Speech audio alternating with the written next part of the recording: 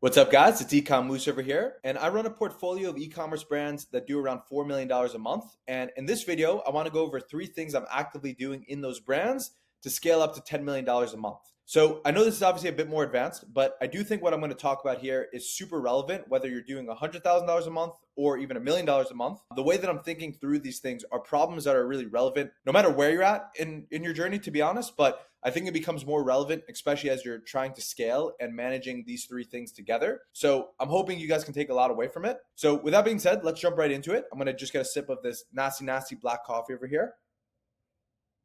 Ooh, you know you're in the trenches when you're drinking black coffee out of a regular glass. That's all I got to say on that. Let's get into it. Okay. Point number one is finance and inventory. I'm going to combine these together. Now, on this point, I want to give a special shout out to my business partners that handle these parts of the business. So a lot of what I'm going over here is strategies that they've come up with. So special shout out to both of them. So let's get into these portions over here. So from a finance standpoint, what's the most important thing, especially at this stage? So where we're at around $4 million a month, trying to get to $10 million a month, cash flow becomes a real concern because the more that you want to scale. So if we want to go from $4 million a month to even $8 million a month, right? What we have to do is plan for double the amount of inventory, which we're already at high amounts of inventory. So being able to pay for that becomes a real cash flow constraint, especially as we go down this list. You'll understand more and more how this all ties together. But that becomes one of the biggest issues when you're really trying to scale up. So the way around that is you need to have some forms of credit lines. And what I'm going to go over is just credit lines that we use. There's a lot of other ways that are probably better alternatives than even what I'm going over here. This is just how we've been able to make it work. So in the ideal circumstances, right, you could just get an amazing credit line from a bank of, $1 million line with them that you only have to pay interest on the line that you use. That's how those lines work with a bank. Unfortunately, it's pretty difficult to get those lines. So we're in the process of still trying to set those up, but we haven't been able to get any, incredible lines with the banks. So if you can do that, that would be the first option. If you can get an SBA loan, that would be the second option. But those processes are super complex, take a lot of time. And when you're scaling e-commerce businesses fast, those are not always going to be the easiest to get. Now, long-term, you should try to build those relationships and get those set up. But let's talk about things that you can do almost immediately, especially if you're already at higher scale.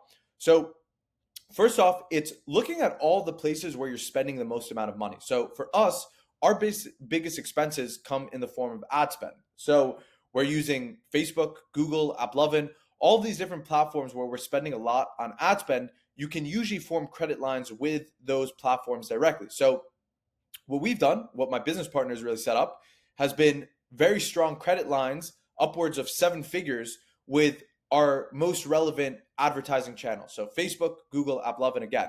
Now, the other thing you can do is, where is your biggest expenses coming from? Well, usually it's going to be to front inventory for your supplier. So in this, I'm assuming that you're not drop shipping and you're trying to build a real brand, especially for the second part of this, which I'll give a sneak peek. It has something to do with monthly recurring revenue.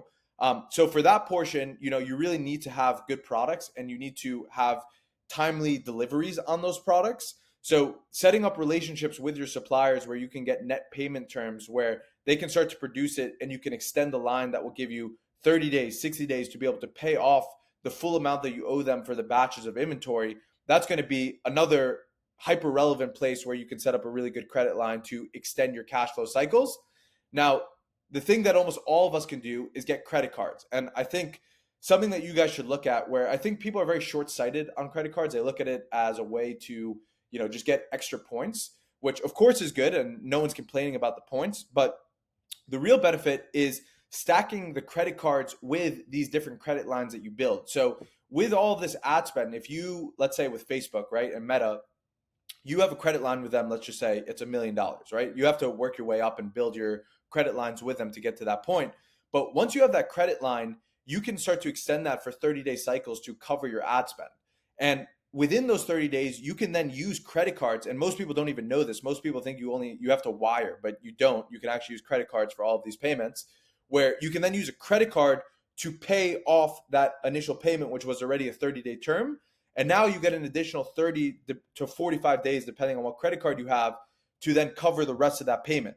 So you're essentially doubling your cash flow cycle from 30 days to 60 days or 65 days by stacking these different lines with credit cards. And the same goes for suppliers as well. Yes, you might have to pay some additional fees, but 2%, 3% processing fees on the credit cards is much better than any interest rate you're going to get from any type of loan you take. So regardless, it's a net positive overall by doing this method. So just getting a bunch of credit cards, and if you have co-founders, for myself and my different co-founders, we all probably have like 3 credit cards, 4 credit cards each with over 6-figure lines. So we're utilizing those credit cards to then stack into these different payment terms, which extends our horizon of cash flow and gives us more interest-free cash that we can use across the board. So this has been huge. And the more that we can start to build up these lines and get bigger lines with Facebook, with Google, with AppLovin, with our suppliers directly, the easier it's going to be for us to go from 4 million a month to 10 million a month, because we're going to have the cash available to really extend out those inventory purchases, extend out how much we're going to be spending on these advertising platforms, and allow us to scale to that next tier. Last point is loans. So this could be something like 8Figs, if you guys have heard of that. Now, there's a time and place for this, because this is really if you're in the midst and you need to scale fast and you need money quickly to be able to do it. You can look at what's the interest rate on these loans. So for example, we took a loan with 8Figs for quite a decent amount of money, where we were paying 7% interest. So on the surface, that actually looks pretty good, because 7% interest, for example, if we wanted to do air shipping where we need to get the products to us really quickly, the air shipping cost for us is going to cost us like an additional $5 a unit, which the interest rate on that ends up being, well over 20% if you look at how much you're paying on that to the cost of the inventory. So 7% compared to 20%, that's an easy win, where we're making obviously a lot of money on the money that we put down from that loan. So that's a scenario where that makes sense. But the thing that you have to understand with these loans is that the 7% is a pretty fake number, because really what you need to look at is your APR. And the APR on that, which APR means it accounts for the payback rate, and it's super complicated math calculation. So to just simplify it, right, APR is just the repayment rate on the loan and on the money you get. So it ends up actually being like 30%, maybe even 40% on some of these different loans, because the second you get that loan, it's not that you have like a year to then pay it back, or like 10 years to pay it back. You're starting to pay it back within a year. So like literally within a week or 2 weeks of taking one of those loans, you start the repayment process of that money that they gave you. So the repayment rates on this is crazy. So I only recommend going for this if you can't extend out scale with this, but you have a clear-cut way to make that money on one of those loans. This is another way that you can start to stack it from the form of credit lines. So in regards to the finance portion, the cash flow management is such an important aspect of this, which, cash flow management can also then extend, this is having money available, but then actually managing how you're paying for stuff, how you're paying for your different expenses, employees, all the stuff that come together. That's obviously a huge portion of then managing all the money that you make available. So the first piece is making money available through these different methods that I talked about, which is what we do. But then the second part is then actually managing that. So to tie this back to the point of this video, right, for us right now, where we're at around 4 million a month and try to scale to 10 million a month, we need to extend all these payment terms to allow us to have a surplus of money to be able to then use for the second point, which is inventory, right? So right now with our suppliers, we're still working on, getting full credit line. So one of our brands, we have a full credit line, which is up to, over $500,000 with that supplier directly, which is insane. So it's pretty much like we can drop ship while we have our actual inventory and products. And on those products, we have patents. It's, fully custom. We have our own warehouse in Miami as well. So it's like we have a really good setup there, where obviously we're not drop shipping. We're getting products to customers within 2 to 4 days, and, have custom and incredible products that we're shipping to them. But what we get is the same types of terms, because we've built an incredible relationship, which I want to give another shout out to one of my partners that's put all that together. I'm not taking any credit on that, but that's a huge thing that's helped us a lot in scaling, is that inventory aspect. Now, that's something we're working on with one of our other brands right now, which once we unlock that, I think that's going to be a key factor to then being able to scale to the 10 million a month, because right now we're constrained on the inventory aspect of it and getting inventory here fast enough as we scale without overdoing the cash flow and putting us into a cash flow negative situation, which we're trying to avoid. So yeah, I guess the points on this here that I want to touch on is, it's crucial that you can first off pay for sea shipping instead of express shipping, because again, the interest that you're paying on that on the express shipping and the flight shipping, right, ends up costing you a lot of money. So, to sustain your scale and keep your margins, you want to be able to do that. So to do that, you have to really be able to coordinate between three different layers, which one is the cash that you have available, two is how much you intend to be selling through your marketing, and then three, actually being able to project that out from an inventory standpoint so that you have enough inventory to continuously scale, which again, foreshadowing to the next point I want to talk about, that's crucial for your monthly recurring revenue program. Because if you can't forecast your inventory and you don't have inventory, you probably shouldn't be scaling. Because if you keep on scaling and you do something like a pre-order or something like that, the thing is you're building a subscription program. So if you're building a subscription program and doing that stuff, then people are going to have delays in their inventory.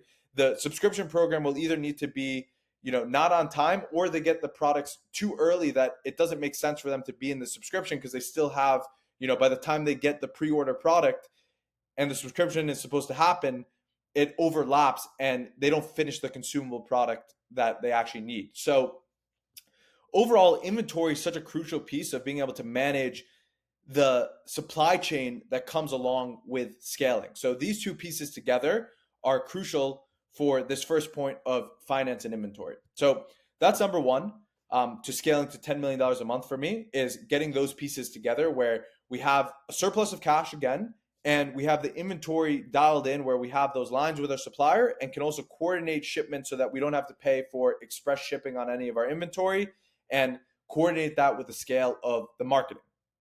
Jump into point number two over here, which is retention, right? So retention, let's go back into this piece here, how all these points actually tie together. So with retention, the point here is we want to get as many subscribers into the sub program as possible. So with one of our brands, we have got it to a point where pretty much 80% of all new customers are becoming subscribers because we've framed the offer in the correct way where it makes sense for people to subscribe. And we're sending people to subscription-based offer pages. So something very similar to like Rise Coffee. You guys can look them up to see kind of how they do it. But we have a structure very similar to that where we're sending people to pages where the option is to subscribe, right? So that gets us as many people to subscribe as possible, which is a churn point in a subscription program, right? Because what you have to look at is all the different places where people can churn. So the first point is on your initial offer, how many people are actually subscribing? The second point is by month one, how many people are still in the subscription program? By month two, how many people are still in the program? By month three, same thing, right? So each of those points are high leverage pieces to optimize where a lot of people will probably be churning off. And the more that you can optimize those different aspects and patch those holes, the more that your LTV in those timeframes will grow. And those are the most important points for LTV growing, which let's pull up a little text thingy over here and go into why that's super important. So the way that we're looking at it is the 90-day LTV. So 90-day LTV is where we want to get to. Right now, we're not scaling in accordance to this. So right now, we're at the around $4 million a month range without actually looking at this piece. Everything we're doing is profitable on day one on this month. So everything is, we're scaling right now very cleanly. Now, the place where we want to get to is once we can, patch up all these holes where we have, month 1 to 3 patched up as much as possible where the churns are in really healthy standings and our 90-day LTV is maximized, where also what we're trying to do is build up the subscription program where we can also maximize the amount that each customer is paying us per month for the program. So the combination of those two will maximize our 90-day LTV. And, for the sake of this example, which I talk about in a lot of videos, is, let's just say that our product is $100 AOV. And by the 90-day time frame, let's say that we get it to a $200 90-day LTV. So we've essentially doubled the, AOV, quote unquote, but it's the LTV at this point of what we can do. And with this $100 right now on day one, we're making profits. But where we want to move it to is within the 90-day time frame, we can actually break even on this $200 LTV. So what that does is, if at this point, if our break even, or let's say we're making profit and we're at a 2 ROAS, so right now we're spending $50 to get that $100 AOV. But in this time frame, let's say that our break even would allow us to spend $150. We can literally 3x the amount that we can spend to acquire customers at a blended level. So that's where we're trying to get to right now. And what we're trying to work out from a retention standpoint is to give us the data and financial calculations that will allow us to get to these types of numbers to be able to spend, an insane amount and triple essentially how much we can spend. So getting clear data on these metrics is kind of this next phase where we brought in some specialists and a lot of people to, we have very solid numbers on the retention side already. So now it's kind of putting all of these together in a clear dashboard where we can then also, if we're going to break even here, project out the profits and what that looks like over the 12-month numbers now, and really see where we're making the profits, how much, going back to point number one, how much cash flow we're going to need to allow us to sustain breaking even before we actually start turning insane profits, and having these 2 points tied together to really understand all of these pieces together. So before we go into the next point, let's tie this all together, right? So going back to, from where we're at to trying to get to $10 million a month, how these two pieces really come together is kind of the infrastructure to allow us to do it is from a finance and inventory standpoint. We need to make sure that we first have the available cash and the ability to manage that cash to be able to extend how much we're spending right now to what the expenses would cost us at $10 million a month, right? That's the finance perspective. Retention perspective is giving us the infrastructure ability to actually be able to scale to $10 million a month by allowing us to spend more on customer acquisition in a way that makes sense. So by having clear-cut data on what those 90-day LTV numbers will look like, patching the key holes and the key churn points to get to those maximized numbers in a way where that makes sense, and then have clear data over the 12 months of when we're actually going to make the profits that then tie back into the finance scenario of how much money we need to actually sustain that. Those 2 points come together to build you that infrastructure that then get us to this third point over here, which is marketing scale, the fun stuff, right? This comes, you kind of need this foundation here to then really be able to go and blow the roof off on the marketing scale side. So again, before going into the marketing scale, you need to align those first points of having the cash flow available, having inventory in stock, have clear retention numbers that you can actually work your key metrics and KPIs on the marketing side off of, move to a break even at 90-day LTV, and then have clear data on when you're actually going to be making your profits. And now once you have all those pieces together, now it becomes scaling like crazy, right? So this is where, and I speak about this in a lot of my other videos, where you take the blended advertising approach. So this is having multiple channels, which we also spoke about in the first point here, where you have a combination of Facebook, Google, AppLovin, potentially, Amazon, all these different channels together, where when you're using all these channels together, again, what this is going to do something really cool, where, we just said we went from a $50 CAC to $150 in this scenario, right? Now, on that $150 you have, that's at a blended level, which means that, because you have channels like Amazon, which will have a strong halo effect and an insane return on ad spend because it's capturing a bunch of demand that you're generating from your other channels. What this means is that on Facebook directly, let's say that, Amazon can acquire customers for you still at that $50 or maybe even lower, maybe it's like $30. And then on, brand search on Google, that might get customers at $50, right? So all of these are smaller percentages of where your customers are coming from, but they're going to help, support this average number, right? Because this is a blended number. So what this actually would mean is that on Facebook, you could probably spend $200 to then go and acquire customers. Like, obviously these are make-believe numbers, but for us, it could be something similar to this. So beforehand, we might have been spending, $50 to acquire customers on Facebook, where now in reality, we can actually probably like 4x the amount that we can go spend on customers. So in our current scenario, these are obviously make-believe numbers, but in looking at how we're going to scale to $10 million a month right now, like this is really the main thing that I'm focused on right now, is building that infrastructure that will allow us to get numbers that we can spend literally 3 times more, 4 times more on our core advertising channels to allow us to really scale to that next level, right? So that's how I'm looking at it from a blended advertising level, which again, it's dropping our return on ad spend, increasing the amount that we're able to spend on CAC on our cold channels as much as humanly possible. And then the key thing that fuels all of this, because Facebook is still the core driver of this whole machine. So Facebook's kind of the core channel. Even if you're using AppLovin, it's the creatives of Facebook that you move over into AppLovin. Google, it's going to be probably a similar funnel that you're using on Facebook to scale in most cases. So all those other channels kind of are led by Facebook still. Native maybe on its own as well, but like for us, Facebook is still the main driver. So based on that, the key variable to actually scaling Facebook comes down to the creative volume. So for us, it's really putting together the creatives team and infrastructure that's going to allow us to sustain the volumes needed to maintain $10 million a month, which, for right now, our infrastructure is not quite there yet. We still are going to need some key team members there to be able to scale up to those numbers, which will happen gradually as all these other things are happening as well. But once we have all those pieces together, then it's just about pumping out as much high quality creatives as humanly possible to get to that level.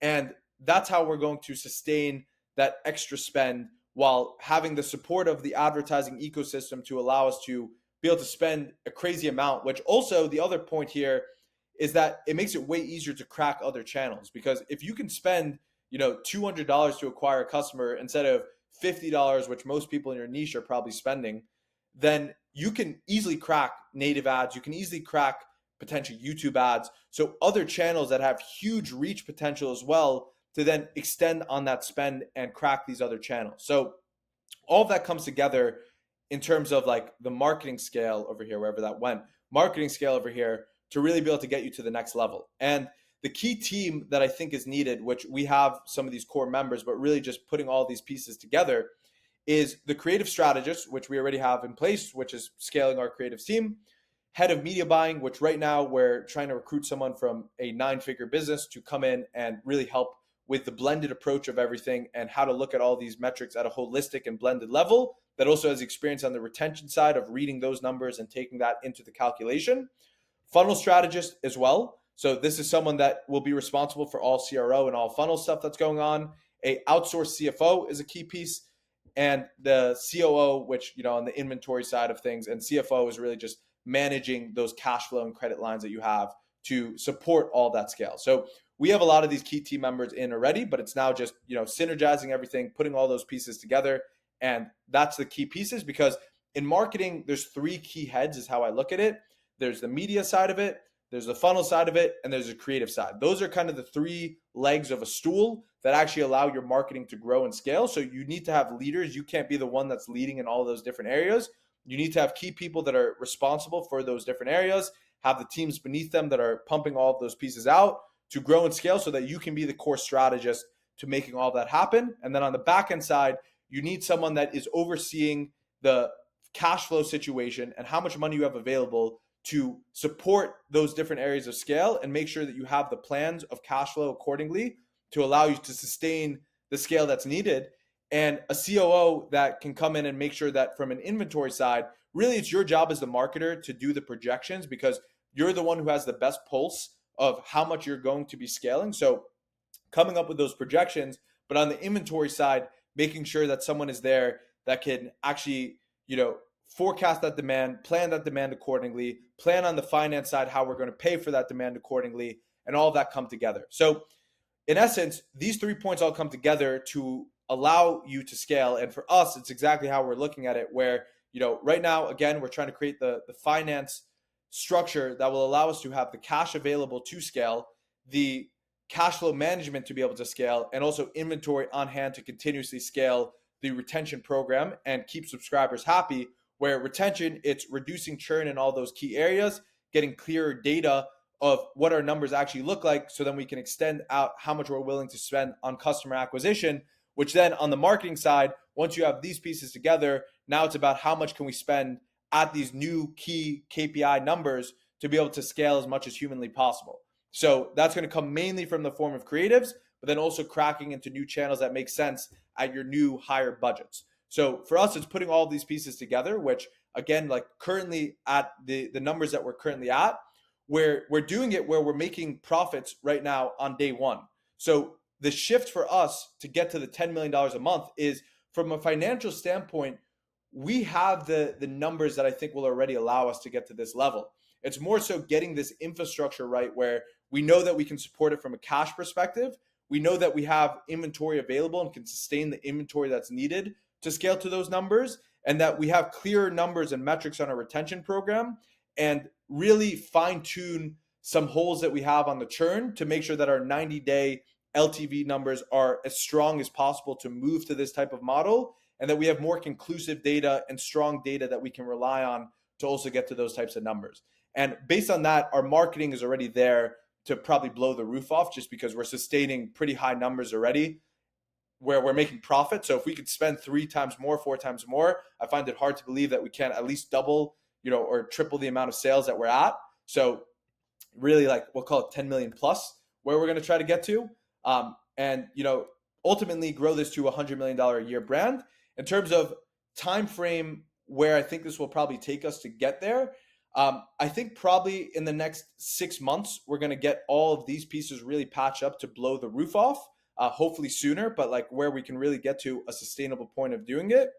And probably then, within months after, we're going to be scaling to these types of numbers is my goal. So, I guess I'll timestamp this and circle back to this video once hopefully we hit these numbers, where I can, recircle back to this and let you guys know if it went how I'm saying it will go here, or if not. But yeah, hopefully, you guys could all take something away from this, because the way that I'm thinking about it, again, is super relevant, especially if you're doing a subscription-based business. If not, hopefully you see kind of the benefits of why you might consider doing a subscription-based business or not, whatever makes sense for you. But either way, all these pieces come together to actually allow you to scale. So comment below if you guys have any questions. If you're not subscribed to the channel already, please subscribe. I'm going to be posting a lot more videos like this. I don't think too many people are talking about stuff at this type of level. So, please subscribe to the channel. Give this video a like. It means a lot. It helps get engagement, push this video to more people. So thanks so much, guys, and hope you guys enjoyed.